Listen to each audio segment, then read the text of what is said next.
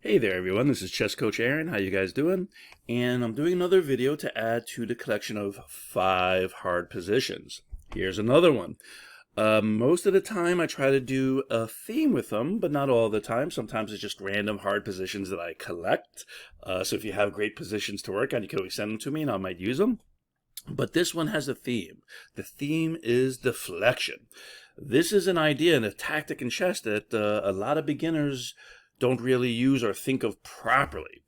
And it doesn't come up often in every game, but you should be aware of it for sure. Deflection. All right, so in chess, we use words like a language. It's kind of like a chess language, so we can communicate and understand. What does deflection mean with chess? Well, it means making an opponent's piece move to a square it doesn't want to move to. Sounds kind of weird, right?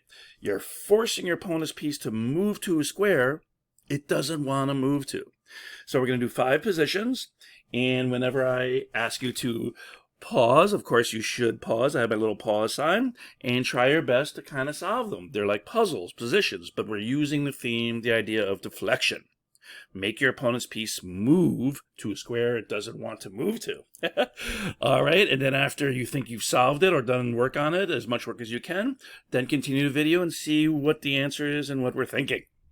All right, let's get to position number 1. And remember, when you pause, do your best. Take your time. All right, let's get to position number 1. Hold on. And actually, I realized I should actually do an example also. Not just say what it means in terms of the definition, but let's just do a quick example. All right, here's an easy one. It is white to move.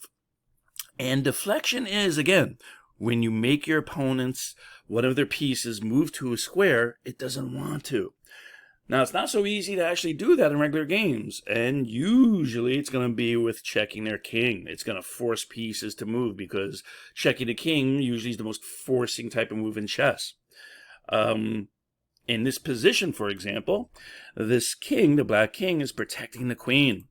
It has nowhere else it can safely move to, right? Because this queen controls the d file, and the d7 is covered by the white queen also, so the king cannot move there. So right now, this king really can't move anywhere, but it doesn't really want to either. If the king moved somewhere, why? White would just take the black queen. And while the game might not be officially over, being up a queen usually means you have a good chance to win. So in this position, the deflection is forcing the king to move to where it doesn't want to move. Many times we'll put our bishop on c4 early, in most of these spicy openings especially, with the idea that we're aiming at f7. Here is a perfect opportunity to capture f7, saying check to the king, but now the king only has one move, and it doesn't want to move there. It doesn't want to leave the protection of the queen on e8, but it has to. So it captures on f7, and white gets the queen. You deflected the king away from the queen, from protecting the queen. This is a deflection. Very nice. And now notice real quick a slight difference. So we do talk about that the fact that the king, after bishop takes f7 check, has to capture back. It has to be deflected away. But let's say there's no e-pawn. And now, this will win you a pawn, but it won't deflect the king to a place it doesn't want to go. It may not be happy to go there, but it's still going to protect the queen on e7, for example. If you are black here and you actually are going to make a decision, right? Would you take the bishop? It's giving check, or would you move to e7 and keep protecting the queen? Well, I think most players, no matter who they are, no matter what level chess player, if they think about it, they're going to keep protecting the queen. Why would you want to give away the queen if you don't have to? So yes, white would win a pawn here. But this is not considered deflection. This is just a king that's overloaded. It can't protect 2 things. And here you get the free pawn because it has to continue protecting, or it should continue protecting, the more valuable piece. All right, let's get to the actual first position for you guys to work on. Hold on. All right, here's the first position. You guys will try to figure out how to use the deflection to win the game. So I'm going to put my little pause sign. Please pause the screen. Try your best. Find the move you would play, and then we'll talk. And these 5 puzzles, I'm also going to have them get harder, these 5 positions. So the first one is relatively easy. And let's start talking. So if we look closely, we can see that it is white to play. Not a lot of pieces on the board, but still enough to threaten checkmate. For example, if it was black's turn, well, our white king is stuck on h2, and it really is buried behind our own pawn. So their queen could go to h1, or it could go to g1, either one, and it would be checkmate. So if it's black to move, they're going to win. White has to hurry up and get the black king. Really, there's not a whole lot else to do. If you add an extra square, it's still checkmate. An extra square, you think, for the king to run, right? And you can't make any other places for the king to run. No escape hatches, which actually work. So we got to get this king. But where is a check to even attack it, or a checkmate? It seems like everything is protected or blocked. So perhaps black thinks this game is won for them. But right now, can their king actually move? Well, it cannot. But how do we actually get that king? If we play rook to b8, their bishop's in the way. And right now, that same bishop is actually protecting g7, even though our knight and queen are aiming for it. All right, but if we're on closer look and we realize their king can't move, we just need to get a check on it. And this knight is really powerful. It covers escape squares that the king might try to use, perhaps to get off the back rank. Well, once you realize this bishop does not want to move, if we did not have the bishop there, let's say it was in there, this would be easy. White could just checkmate with the bishop check, right? Or could just play queen to g7 and also checkmate. This bishop's actually doing a lot of work. Here, we say check on g7, and we deflect the bishop away from the back rank. It doesn't want to move. So it's forced to capture, and now the rook goes to b8 check, and the king cannot jump out of the way. Only way to continue the game would be to block with the bishop, or perhaps block with the rook. But either way, block the rook, check. Block with the bishop, check. And notice, back rank checkmate, because the king can't get off the back rank.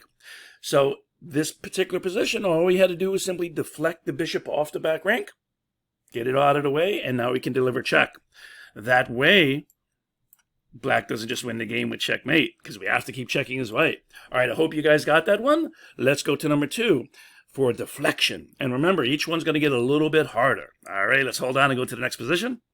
All right, this is position number 2, and this is a very important one because towards the end of the game, when more pieces are off, it becomes a race many times to see who can get a pawn to the end and get the extra queen. With an extra queen, it usually means you can win the game. Queen is the most powerful piece and much easier to checkmate with, of course. So it becomes a race for pawns to get to the end. This is an endgame, and this theme, this idea of deflection, happens a lot more than you would think in endgames, or it could if people look for it. So I'm going to go ahead and say pause it, and it is actually white to move. 3, 2, 1, whoop. All right, let's talk about it. So this is a pawn race, and actually let's go to the analysis board, a pawn race at the end of the game. White is easily winning it, though, because they're one step away from getting to the end, making a new queen. Black is far behind in this pawn race for the endgame. Yes, each side has a rook, which is checkmating material, but they kind of balance each other out. So whoever can get the extra queen first safely usually is going to win. In this case, though, black has their rook in usually a very good spot behind that pawn. So it's going to capture the A pawn on the next move, or if it's white to move and they go forward and make a new queen, well, just capture the queen. It's not protected. But because of this unfortunate situation where black has both the king and the rook lined up on the same line, here it's the second rank, white can do a deflection, and that is simply by checking the king and checking the rook. And this is actually technically officially a fork. The rook is not protected, the king is not protected, so you're attacking both. So if the king moves, well, you're just going to take the rook. This is easily winning for white. But what we're really doing is a deflection, because this rook, the black rook, wants to stay in the A line and capture the A pawn or stop it from becoming a queen. Here, though, the only way to deal with this check properly is really just to capture the rook. What else is there to do? Otherwise, the rook is lost anyway. And here, this allows white to get a queen. Now, it's not up a full queen, which is what white maybe wanted, but it's a queen for a rook. And though it takes some work, this is usually a one game also. But this was a deflection, taking their rook away from the important A file. Boom. And by playing Rook C2, fantastic deflection. Rook's got to go away from the A file. Very nice. Hope you guys got that one. And this is a common thing in many endgames. All right, let's go to position number 3. All right, this one is also white to move. And we have a few more pieces on the board. White's got a bishop for black having a knight. Equal pawns, but the white king is definitely a little more protected. It's behind its shield of pawns. The black king's behind one pawn. So it's a little bit more windy around the black king. How can white use this? Well, again, we're using deflection. That's our theme. So we want to deflect the piece somewhere it doesn't want to move. All right, let's pause it. And by the way, this is a very common position too. This kind of deflection is very strong. Maybe you guys have seen this move before and didn't realize it was called deflection. Let's see if you found it. All right, one more time. Just like our original example of the king protecting the queen, and we used a bishop to deflect it away, this is a very common situation with rook and queen versus queen and king. And it doesn't matter where they're positioned. This is a very similar setup, so this is very common, and look for it. The king and queen are on the same line, whether it's up and down or side to side. Very important. If the king was over here on f8, this actually wouldn't work. But by having it on f7 for the moment, we play rook g7, and we're kind of attacking the king, and through the king, the queen. This is called a skewer, right? So if the king actually moves to try to keep protecting it, well, now we're just going to win the queen. And we're actually going to take with checkmate. So I don't think that's going to help. And once we play rook g7 check, the deflection is, well, the king wants to stay protecting the queen. Boop. But again, here, it really can't. It has to take the rook, and it has to go to a square it doesn't want to go to. And white will take and say checkers or check. Notice, checkers is a fun game. For fun, I usually say checkers instead of check. Not in tournaments, though. Always be polite and just say check. And here, again, queen for rook. It's going to take some work, but white is easily winning this game at this point, but it is going to take some work. But I hope you found this deflection, and that's a very common idea with a rook on a line attacking king and queen to make it so they'll lose their queen. This happens quite more than you would think. Look for it. Look for it. Deflection. All right, let's go to position number 4. You guys are doing great. All right, position 4. We're starting to get much harder. And position 4 and 5 are much harder positions. And again, we're using the theme of deflection. And this is not easy. And remember, every new position, really what we call evaluate it. Take a moment. Look for strengths and weaknesses. Weak king, weak square, strong squares, weak pieces, strong pieces. Which side is more active? Which side is less active? If there's a lot of pieces early in the game, who's controlling the center especially? Though controlling the center really is useful, right? Especially the sweet center for most of the game. It really means you can go in every direction if you control that center much easier. You can go to every part of the board, usually. But now if we look at some of these strengths and weaknesses, you'll start to see certain things. But again, this is black to move. So let's pause it and really get a chessboard, move pieces around. It's the best way to get better at chess. Boop, ba-doop, boop, boop. All right. Let's see what you guys came up with. And we definitely, for this one, should go to the analysis board. Don't want to mess up the position too many times. I always want to be able to go to the beginning, the start position, and the analysis board allows this. It's much easier than the editing board. All right, so it's black to move. So if we look at some differences, well, we can definitely see that we have that white king pinned down. And we have this really strong pawn, right? I mean, it's almost to the end. Really strong. And we have very active pieces. Our rook and our queen are very active near their opponent's king too. But on further inspection, how's our king doing? And same exact thing. We have a really strong pawn. It's a pawn race, an endgame maybe, to get the extra queen. Well, their pawn is on the 7th rank. So their pawn is just as close to the end as ours. And if anything, nothing is blocking their pawn. It could move to c8 and become a new queen immediately. And that might be curtains for our king in this situation, where their king is blocking our pawn. So we actually cannot move our pawn forward for the moment. And just like activity, we said that the black pieces are very active, right? Well, guess what? Rook behind a pawn so it can go forward. Very smart in endgames, even in the middle game and sometimes even opening. Rooks behind pawns which are moving forward. They're called the lead pawn. Whichever lead pawn is expanding, a rook behind it is very strong. And this queen, right? Queen is controlling a lot of squares, doing a lot of work. Could even capture this pawn and get rid of it if it was white's turn. But it looks like queen to b4 check would be devastating, right?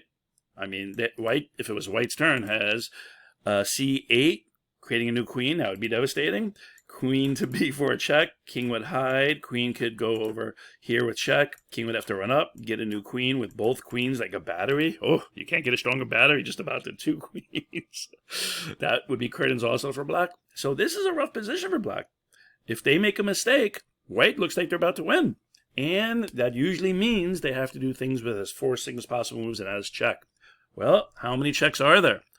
1 check, 2 check, 3 checks. So far the queen has 3. Whoops, let's make that 4. Notice, we're not saying good moves or bad moves, but you're still looking for checks. So first thing you need to do is look at all the possible checks. Well, so far the queen has, wow, 4 checks. In an open position, and it doesn't get more open than this. Queens are fast, going to have a lot of choices. Next, rook could go all the way to the end of the board, right, to f1, and also give a check. Any other checks? I don't see any, so far 4 queen checks and 1 rook check. Now we can start thinking, is rook check any good? Well, their rook is on the first rank, so they would capture. It's basically forced. We could capture back, maybe make a new queen, and then the king could capture. And let's take a look. Well, can we win anything here? Well, we could win this passed pawn, right? We could take it with the king or the queen, and this looks like a totally equal game. Boop, right? Pawn versus pawn, queen versus queen, king versus king. So maybe this would be a draw. So, all right, black didn't lose, but at the same time, is there a way to find a win? You're always looking for wins first, and if you can't, all right, then you'll take the draw. So, rook to f1 looks like it'd be a forced draw. So, all right, that's not it. And queen over to, let's say, e1. That looks very suspicious, right? Doesn't look like it even really does much, just except give away the queen. All right, so that doesn't seem to work. And if queen e1 doesn't work, what about queen to f2 check? Well, they could run away, and that would be a very bad move by white. They run away, and we can go forward with a discovered double check, right? We actually would make a new queen and discover this check. And by discover means you're moving one piece and another piece discovers an attack. So this pawn would get out of the way and it would actually be a queen discovering a check. That's quite an attack. But normally you would say, well, queen could just capture or move the attacking piece. But here, because you're making a new queen on g1, it's also saying check. So you have 1 check, 2 checks. Now, there's no way when 2 different pieces are giving check that you can capture both pieces in one move. You can only move 1 piece at a time and usually make 1 capture at a time, right? I don't know. Any move you can capture 2 things at once. So with this double check, what moves are there for white? Well, can't capture, can't move, can't move, can't move. There'd only be 1 move. And with 2 queens on the board, it's just too easy to finish the game. So that would be a horrible way to lose the game if you're white. But it just so happens their queen is also protecting f2. So queen f2 check, well, it looks like, boom, just lost the queen. Or, after they take the queen, just lost a rook. And with the king and the rook protecting on g1, there's just no way for black to get a queen. And because the king, the white king's protecting, this rook can actually stay on c1, protecting this valuable pawn. So white's up a rook, which is enough checkmating material actually by itself. Or they might even still get a queen. This is easily winning for white. All right, so that means queen f2 is not helping. So far we have no, these 3 moves. Well, what about another check? Well, it looks like one more time.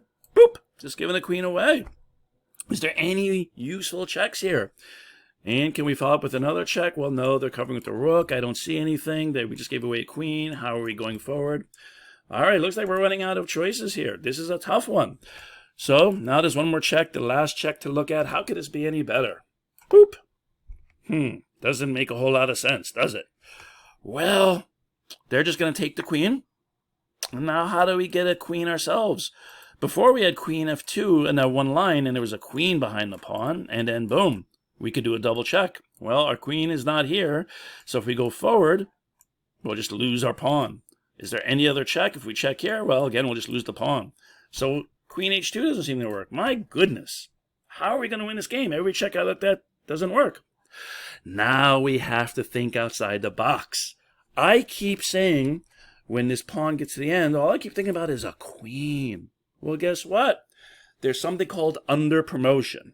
Promotion, usually, most people think of getting the queen. Why not? It's the strongest, fastest piece. Why would you get a different one, right? Well, the second piece, second most promoted pawn to a piece move, the second piece that people usually get is the knight. Why? Well, it's a unique piece how it moves. Nothing else moves like it, not a queen. So there are times you need to actually get a knight instead of a queen. All right, now that I'm thinking about this pawn becoming a knight, how does that change its position? Now, rook f1, check. And they have to capture, right? Right now, if there was no rook on, let's see, c1, this would actually be checkmate. But they do have the rook, and they have to remove our rook, so they take it. Now, in the previous moment when we were talking, I was like, I'll just take the rook and make a queen, and that looked like a draw. Here's the deflection. You ready? So, now we did one check. They captured the rook by force. Now we do the second check. Queen to h2, and this is one of my favorite positions and puzzles of all time.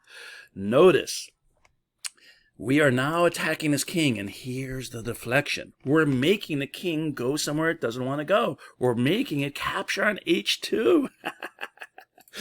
And how are we making it? Well, for example, if this king doesn't capture the queen, let's say it goes to f2, right? Can't go to f1, can't capture the g pawn, so it goes to f2, and just like we showed before, we could do a promotion to a queen with a discovered double check. So there's no capturing possible, right? King can't capture, rook can't capture, there's no time, because the king's double attacked. And this is just an easy victory, right? King would go here, and now you have choices. You could take this rook now, king takes, and you're up a full queen, right? Boom, boom, boom. There might even be a checkmate there. I'm not even looking. We're up a queen. We can get rid of this pawn. Game over. But now we go back to that position, queen h2, and we see king to f2 trying to run away from the check. Absolutely just loses right away. They have to take the queen. Well, it's not protected. All right, so how does black win, everyone? We've deflected the king away from protecting f1. So how does black win? If we just promote and make a queen, all right, well, it's queen versus queen, and they still have this really strong pawn maybe. It's at least a draw, but it doesn't look like a win. But instead, you capture with the knight. And notice the deflection was their king did not want to go to h2. And we captured a queen. King move, captured a queen, and now these two pawns for white will fall.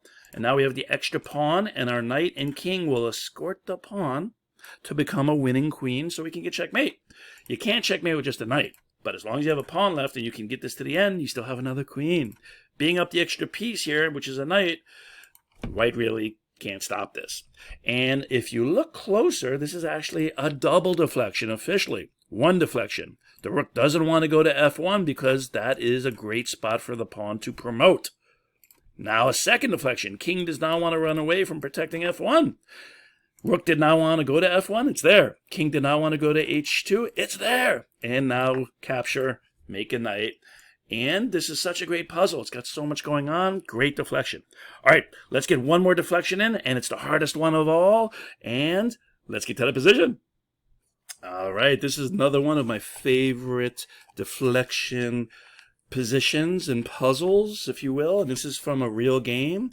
This is actually from 1918. Raul Capablanca was playing white, and it's white to move here, and he found some amazing moves, and he was playing, let's see, Fornarov, I believe, F-O-N-A-R-O-F-F, Fornarov.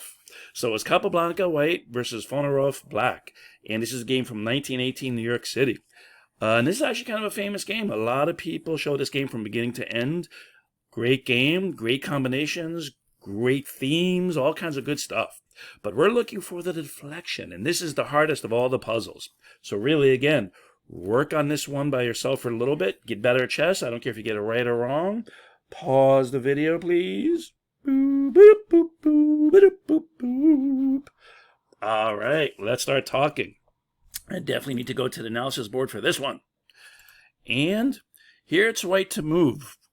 But if you notice, and again, you always have to take in the position, black's got some threats here. So not only is the queen under attack, but through the queen, there's also h2. This battery for black could reach it and say check. And what about taking the g-pawn for checkmate? Well, again, this bishop's here protecting it, so it's not checkmate.